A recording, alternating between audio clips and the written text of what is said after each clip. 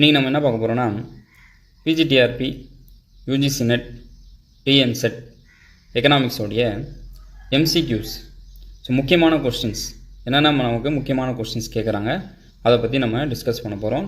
ஏற்கனவே பார்ட் 1 நம்ம ஏற்கனவே டிஸ்கஸ் பண்ணியிருக்கோம் 20 கொஸ்டின். ஸோ இப்போ அடுத்த 20 கொஸ்டின் நம்ம டிஸ்கஸ் பண்ணுவோம். இந்த சீரீஸில் பார்த்திங்கன்னா மொத்தமாக 200 கொஸ்டின் நம்ம இங்கே டிஸ்கஸ் பண்ண போகிறோம். இந்த 200 கொஸ்டின்ஸ் நம்ம பார்த்துட்டு போனாலே நமக்கு போதுமானது. இதுலேருந்து அதிகமான கொஸ்டின்ஸு யூஜிசி நெட்லேயும் கேட்கப்படும் ப்ளஸ் பிஜிடிஆர்பிலையும் கேட்கப்படும். இப்போ வரைகிற அசிஸ்டன்ட் ப்ரொஃபஸர் எக்ஸாம்லேயும் இந்த கொஸ்டின்ஸ் தான் நமக்கு எக்கனாமிக்ஸில். இதை தவிர வேறு எக்கனாமிக்ஸில் கேட்குறதுக்கு வாய்ப்பு கிடையாது. ஸோ வாங்க நம்ம கொஸ்டின்ஸ்குள்ளே போகலாம். Which one of the following is an relation that law of demand defines? So which one of the following is a relation that law of demand defines? Law of demand defines பண்ற relation எது? So when the price is increase, demand will be decrease. இது நம்ம எல்லாருக்கும் தெரியும். law of demand என்னன்னு தெரியும். the price increase ஆனால் demand decrease ஆகும். ஸோ அப்போ ரிலேஷன்ஷிப் எதை வச்சு நம்ம டிட்டர்மைன் பண்ணுறோம்? Price and quantity of commodity. இதை ரெண்டு வச்சு தான் நம்ம ரிலேஷன்ஷிப்பை டிஃபைன் பண்ணுறோம். ஓகே, அடுத்து பார்த்தீங்கன்னா 22வது question. when the price floor in set above the equilibrium price, it will be result in surplus. So price floor ஆனால் ஈக்குலிபியம் ப்ரைஸை விட அதிகமாக போயிடுச்சுன்னா அது சர்ப்ளஸ். ஈக்குலிபியம் ப்ரைஸ் விட அது கம்மியாகிடுச்சுன்னா நமக்கு என்ன ஆகும்? அது டெஃபிசிட்டில் போயிடும், ஷார்ட்டேஜில் போயிடும். ஓகே, அப்போ நமக்கு ப்ரைஸ் ஃப்ளோர் அப்படின்னாலே அது சர்ப்ளஸ்னு அர்த்தம். அடுத்து 23rd question. In the context of Indian economy, the open market operation refers to dash.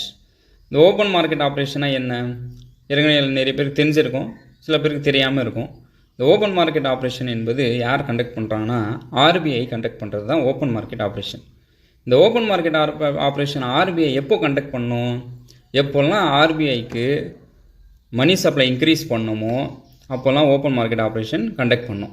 எப்போல்லாம் ஆர்பிஐக்கு மணி சப்ளை டிக்ரீஸ் பண்ணணுமோ அப்போல்லாம் ஓப்பன் மார்க்கெட் ஆப்ரேஷன் கண்டக்ட் பண்ணும்.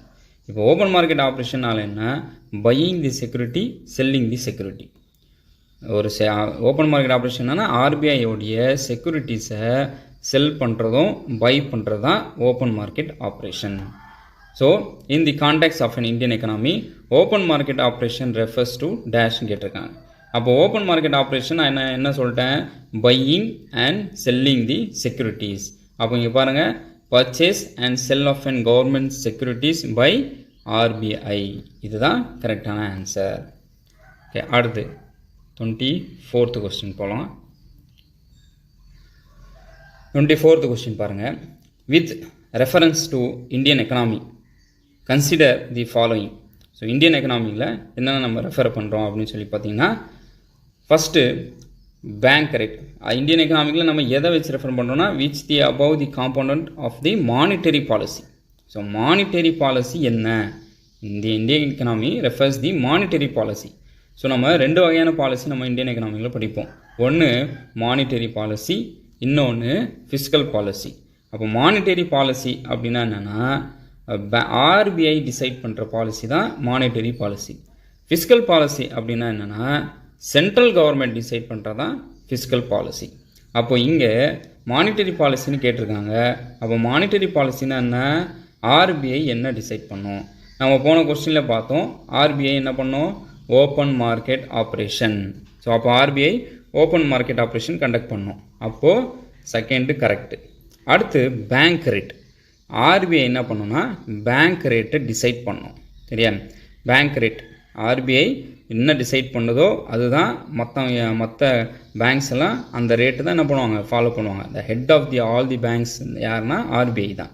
அப்போ இதில் பார்த்தீங்கன்னா மானிட்டரி பாலிசி என்ன ஆகுது? ரெண்டு விஷயம் தான் மானிட்டரி பாலிசி. ஒன்று பேங்க் ரேட், இன்னொன்று ஓப்பன் மார்க்கெட் ஆப்ரேஷன். சரி, அடுத்து 2 இருக்குது பாருங்கள் ஆப்ஷனில். பப்ளிக் டெப்ட் அண்ட் பப்ளிக் ரெவென்யூ. இந்த பப்ளிக் டெப்ட், பப்ளிக் ரெவென்யூ என்னது?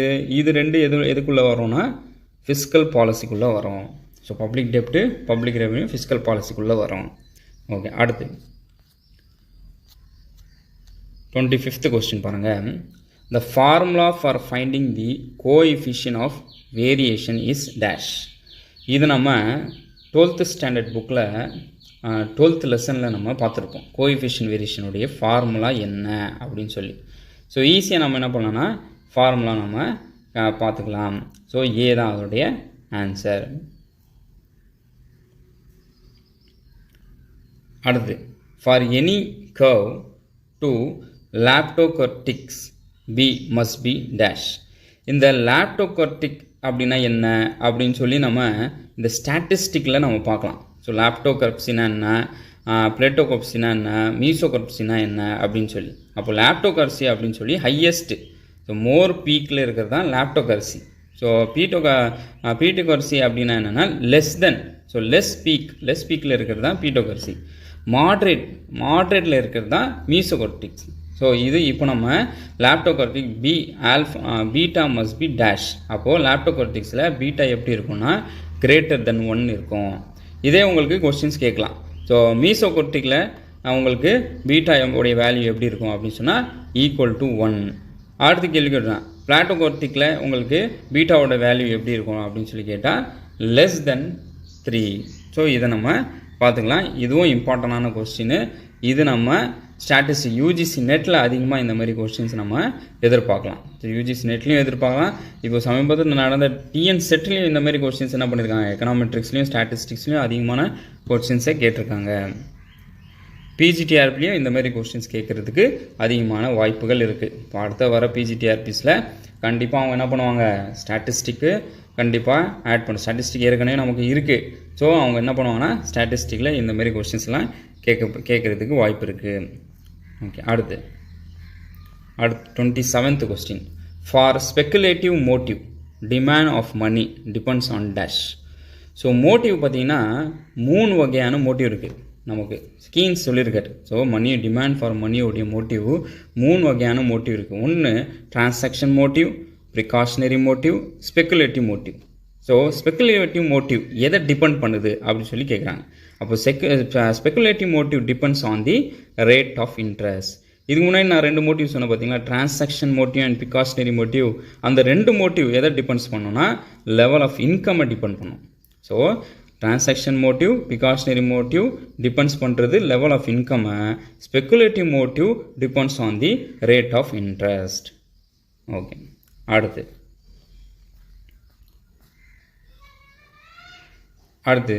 28வது question. The formula for computation of Karl Pearson coefficient. So Karl Pearson coefficient நீங்கள் 12th ஸ்டாண்டர்டில் நம்ம 12th லெசனில் நம்ம பார்க்கலாம். காரல் பர்சன் கோஎஃபிஷியனுடைய ஃபார்முலா என்ன, ஸ்வீக்னஸ் J = mean minus Z by alpha, beta alpha அப்படின்னு சொல்லி கொடுத்துருக்காங்க.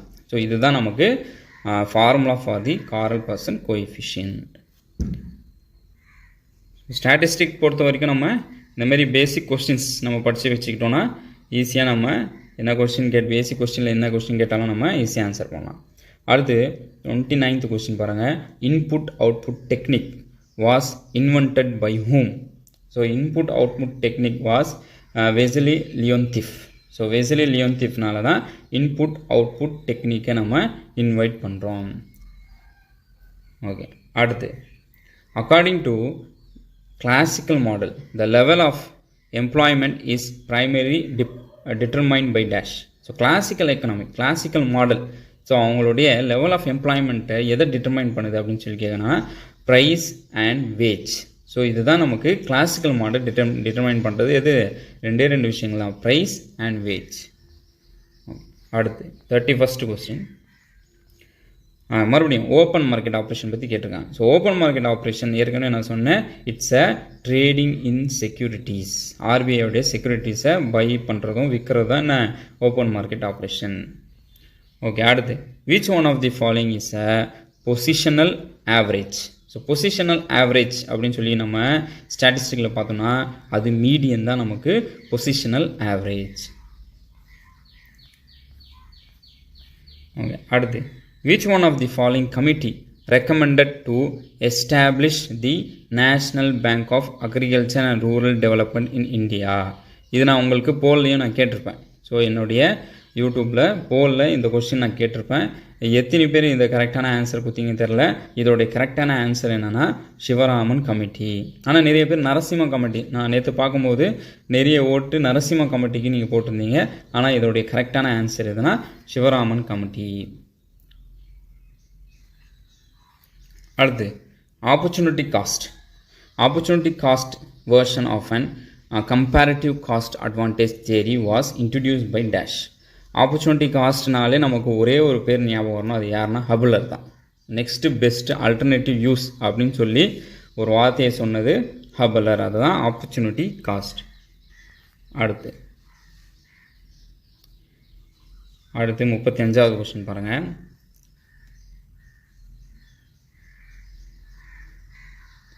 Who propounded the theory of absorption method of devaluation? So absorption method இது யார் ஃபைண்ட் அவுட் பண்ணனா Sydney Alexander. So absorption method இது யார் ஃபைண்ட் அவுட் பண்ணா சிட்னி அலெக்சாண்டர். அடுத்து 36வது question. Which one of the following is not an essential condition of the monopoly to exist? So which one of the following is not an essential condition for monopoly to exist? Na it's a product differentiation. So இதுதான் product differentiation. அடுத்து 37வது question பாருங்க. Which one of the following is an broad money? So M3 broad money அப்படின்னு சொல்லி நம்ம என்ன சொல்லுவோம், currency plus demand deposit plus time deposit plus other deposit with RBI. Okay, அடுத்து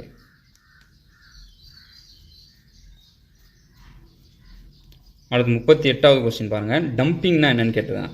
so dumping டேரெக்டாக நம்ம ஆன்சருக்கே போயிடலாம். Dumping is an sell of an commodity at lower price in the world market charge highest price in the domestic market. அதான் dumping.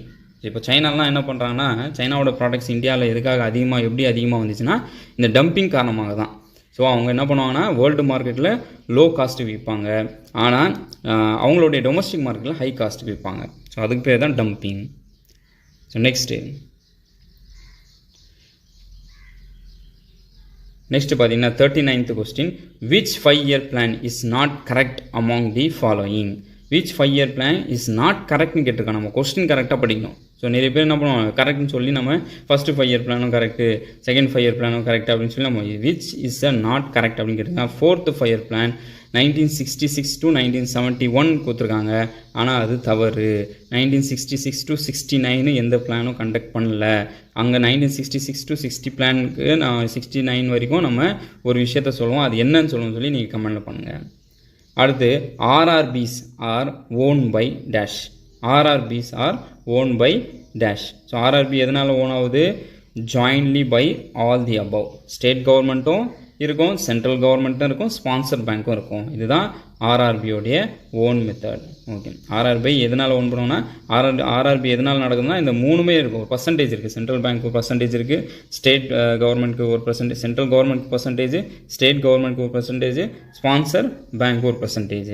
So இந்த மூணு பேரும் என்ன பண்ணுறாங்க, 3 பேர் சேர்ந்து தான் நடத்துகிறது தான் ஆர்ஆர்பி.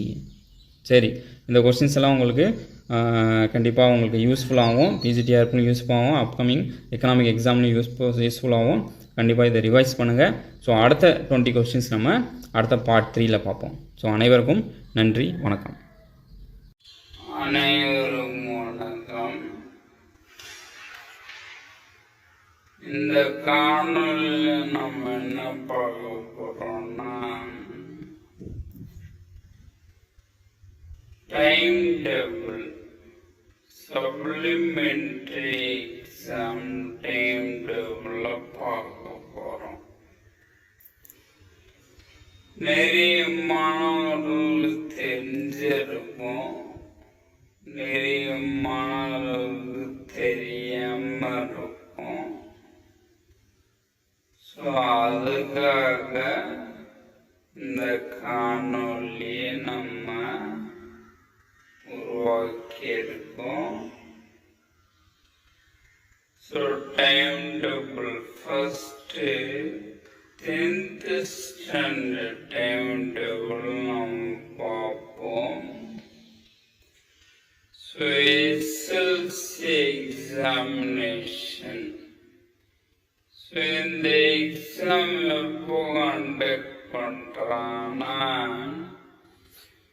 4ஆம் தேதி 4/7/2025 உங்களுக்கு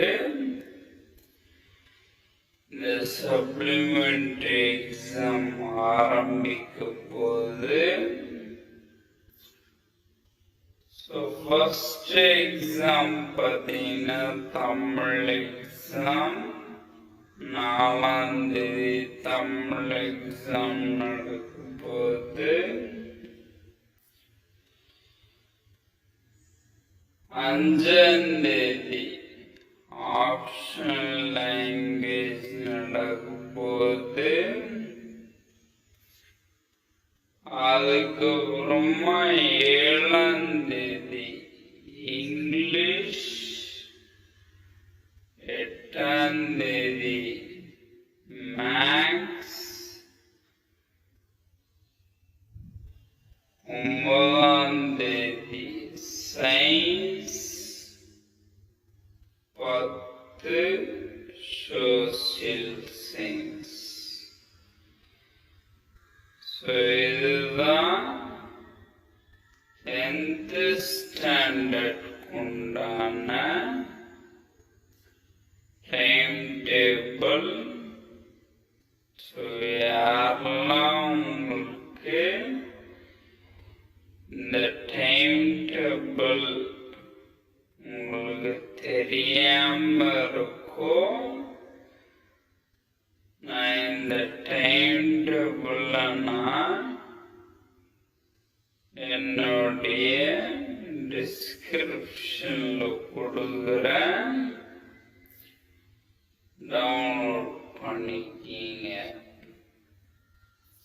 ஸோ 10th ஸ்டாண்டர்டுக்கு 4ஆம் தேதியிலிருந்து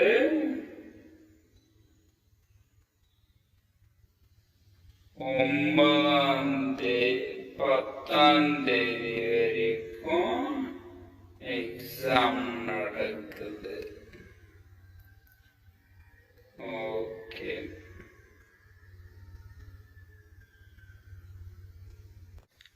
11th ஸ்டாண்டர்ட் சப்ளிமெண்ட்ரி எக்ஸாம் உடைய டைம் டேபிள் பார்க்க போறோம்.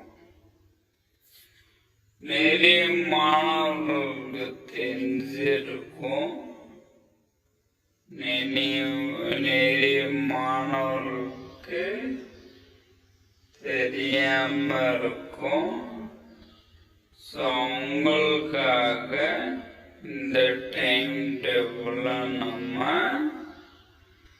இந்த காணொளியில நம்ம பார்க்க போறோம்.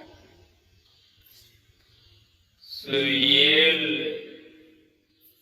4/7/2025 தமிழ் எக்ஸாம் ஆரம்பிக்க போகுது.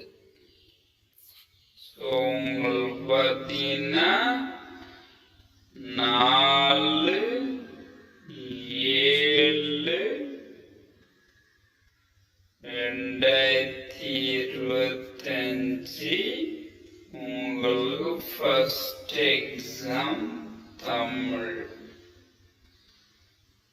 5ஆம் தேதி பார்த்தீங்கன்னா உங்களுக்கு இங்கிலீஷ். ஸோ 7ஆம் தேதி பார்த்தீங்கன்னா உங்களுக்கு biology, botany, history, business maths and statistics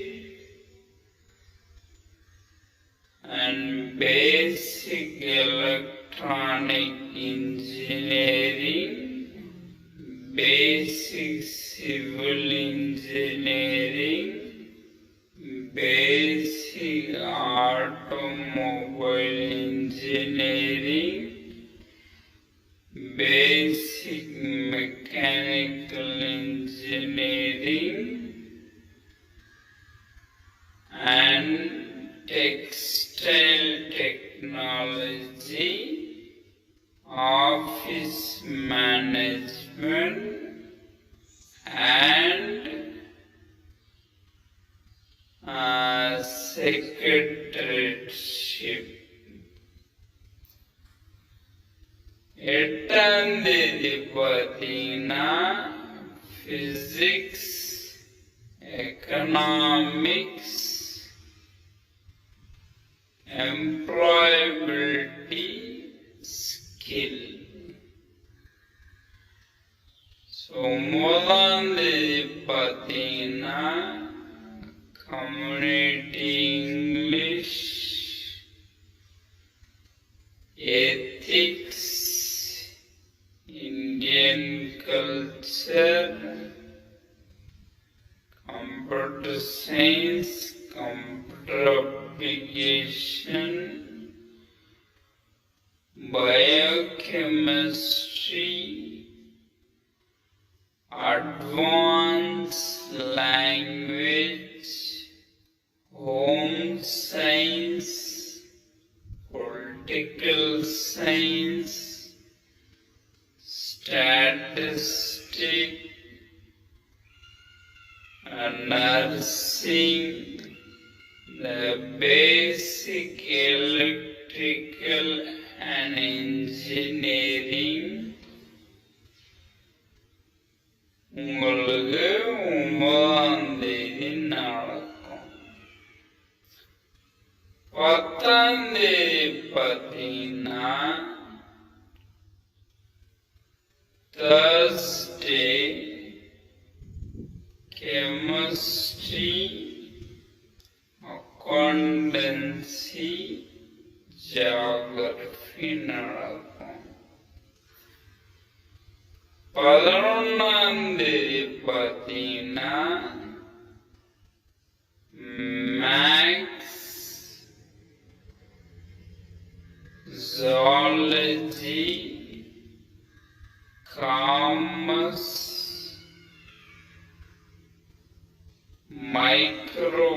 microbiology, nutrition,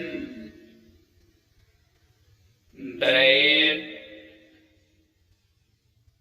and textile dress designing,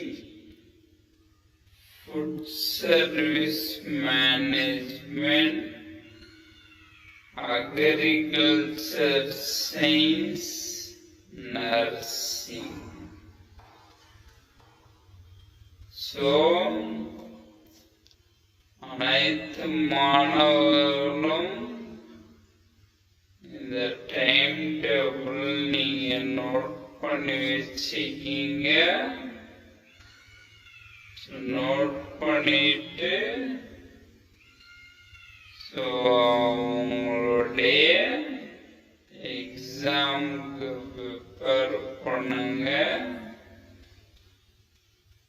நன்றி, வணக்கம். இந்த காணொளியில நம்ம என்ன பார்க்க போறோம்னா +2 சப்ளிமெண்டரி எக்ஸாம் உடைய டைம் டேபிள பார்க்க போறோம். இந்த டைம் டேபிள் பாருங்க.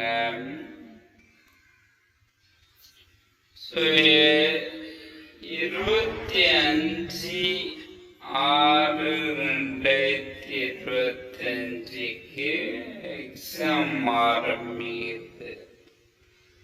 First exam Tamil 26/6/2025. English 27/6/2025. 6/2025 maths zoology commerce microbiology nutrition and diet, textile and dress designing, food service management, agriculture science, and nursing. So, 28 பாருங்க. கம்யூனிட்டி இங்கிலீஷ், அதுக்கப்புறம் ethics, Indian culture, computer science, computer application, biochemistry, advanced language, home science, political science, statistics, and nursing, and basic electrical engineering. 30 பாருங்க. chemistry, accounts, geography.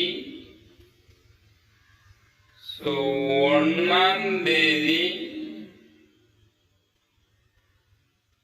biology, botany, history, business, maths and statistics, basic electronic engineering, basic civil engineering, basic automobile engineering, basic mechanical engineering, textile technology, office management and secretaryship.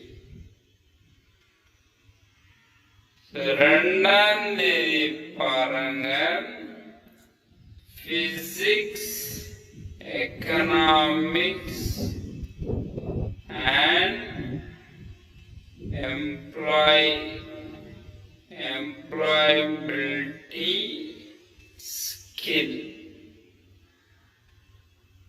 So உங்களுக்கு +2 பார்த்தீங்கன்னா 26ஆம் தேதியிலிருந்து 25ஆம் தேதியிலிருந்து ஆரம்பிச்சு கடைசியா 2ஆம் தேதி வரைக்கும் எக்ஸாம் நடக்குது. ஆக அனைத்து மாணவர்களும் நன்றாக தேர்வுக்கு தயாராக வேண்டும் என்று கூறி